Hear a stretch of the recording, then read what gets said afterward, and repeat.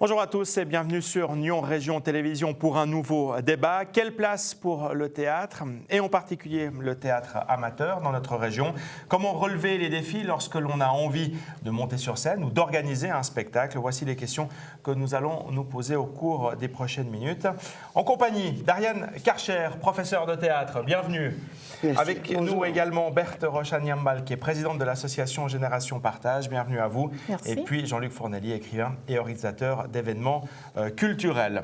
On va mettre tout ça sur la table, on va en discuter. Ariane Karcher, peut-être pour commencer avec vous, vous êtes justement professeur de théâtre. Est-ce qu'aujourd'hui, c'est facile de recruter des amateurs pour le théâtre amateur? Est-ce que les gens viennent facilement s'amuser sur scène, sur les planches? Alors, il y a deux aspects. Là, vous avez dit professeur de théâtre, c'est un peu pompeux, mais en fait, je le suis. Donc, j'ai des cours. Oui. Donc, les gens, ils viennent s'inscrire à mes cours parce qu'ils veulent apprendre ce que c'est de faire du théâtre, de jouer. Et ils apprennent avec moi les techniques de base, première année. Et éventuellement, on monte un tout petit spectacle pour les parents, les amis, pour la fin de l'année scolaire, mais uniquement ça, et ils iront sur scène que quand ils ont plusieurs années de cours et déjà de travail. Et là, il y a du monde, il y a de la demande. Oui, absolument. Oui, oui. Vous ne constatez pas de difficulté justement à recruter du monde? Il y a eu des années où il y avait moins d'élèves, si je peux parler comme ça. Ouais. Cette année, ça se bouscule. Alors, Berthe Rochaniambal, vous êtes donc présidente de cette association Génération Partage. Vous êtes là pour nous parler de la comédie musicale que vous êtes en train de préparer. L'homme qui voulait, c'est son nom. Vous serez d'ailleurs le 7 novembre au Théâtre de Maran à Nyon. Là aussi, 120 personnes à recruter pour quand même beaucoup de travail et quelques représentations. C'est facile de les trouver, ces 120 personnes? Alors, contrairement à ce que je pensais, ça a été très facile. Il a fallu qu'on fasse une journée de présentation du projet pour que du bouche à oreille, on ait cette centaine de personnes, alors qu'au départ, on avait prévu une troupe de 60 personnes. Alors, pour faire répéter 120 personnes, il faut des infrastructures. Ça se trouve facilement aussi un endroit pour répéter? Des endroits, il y en a, mais c'est surtout des difficultés financières. Les locations sont tellement chères que si on n'est pas un peu fou, on arrête tout de suite.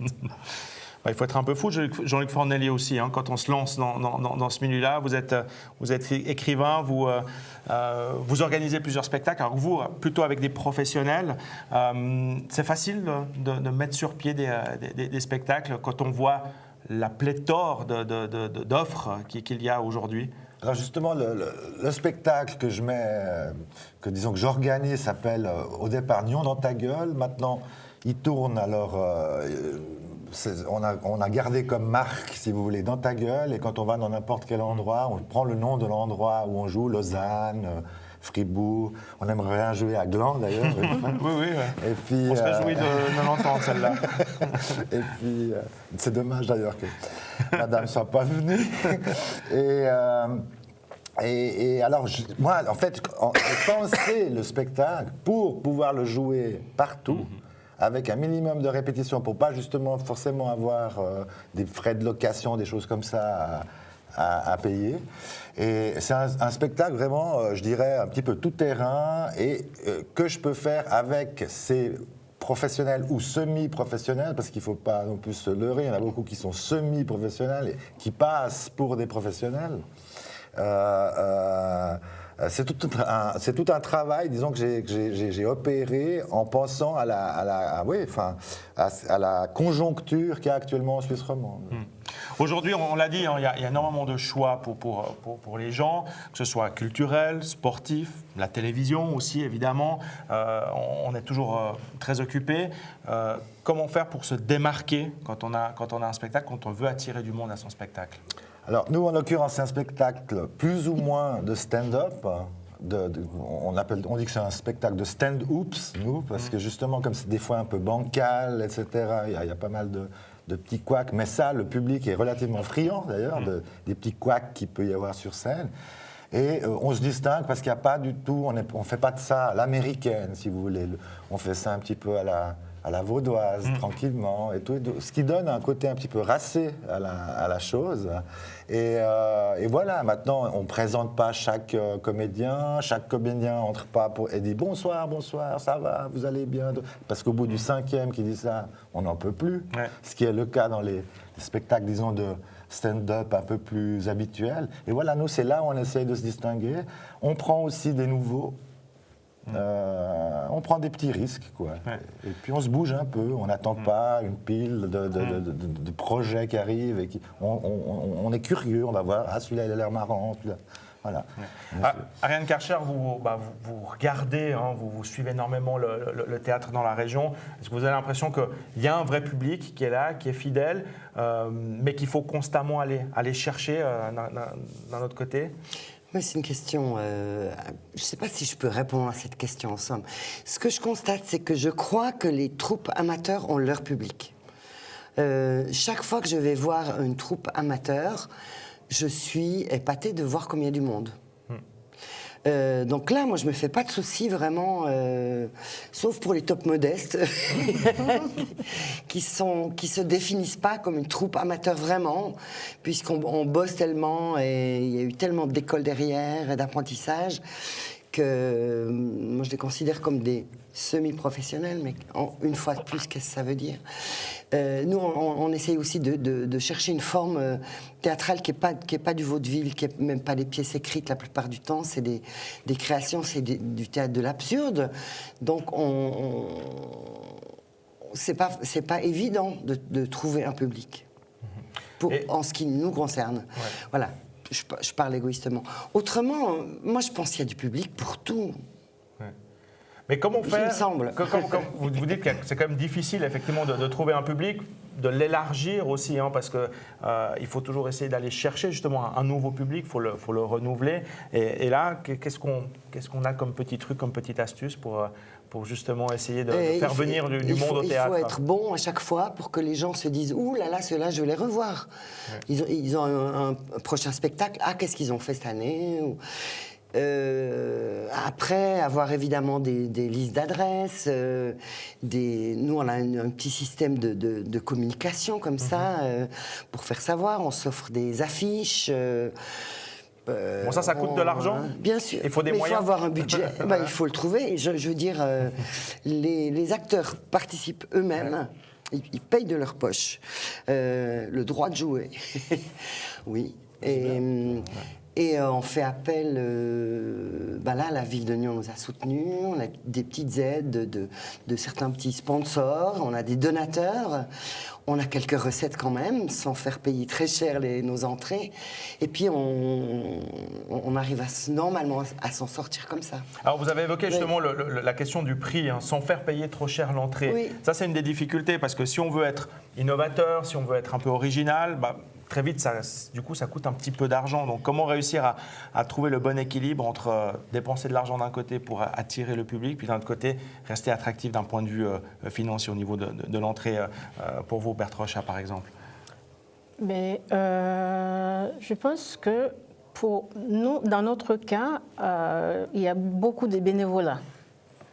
Parce que si on ne tenait pas compte si les personnes impliquées dans la troupe ne faisaient pas ne mettaient pas du sien chacun dans la communication, par exemple, je pense qu'on ne s'en serait pas sorti. Donc, on essaie de faire pour éviter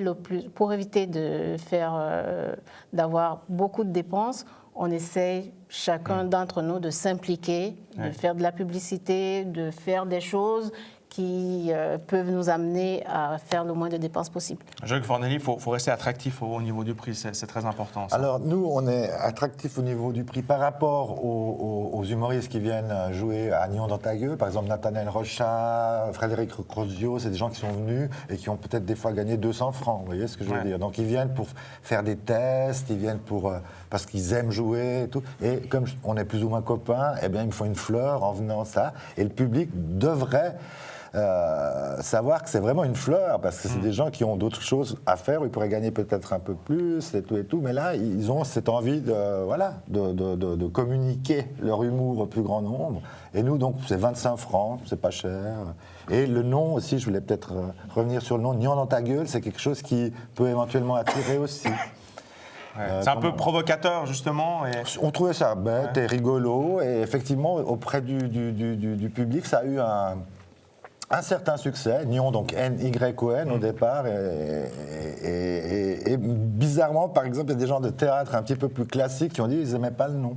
Mais les seuls qui nous ont dit qu'ils n'aimaient pas ce nom, franchement, c'est des gens d'un théâtre un peu plus classique, et alors que tous les autres trouvaient ça plutôt rigolo, et sont venus rien qu'à cause du nom. D'accord.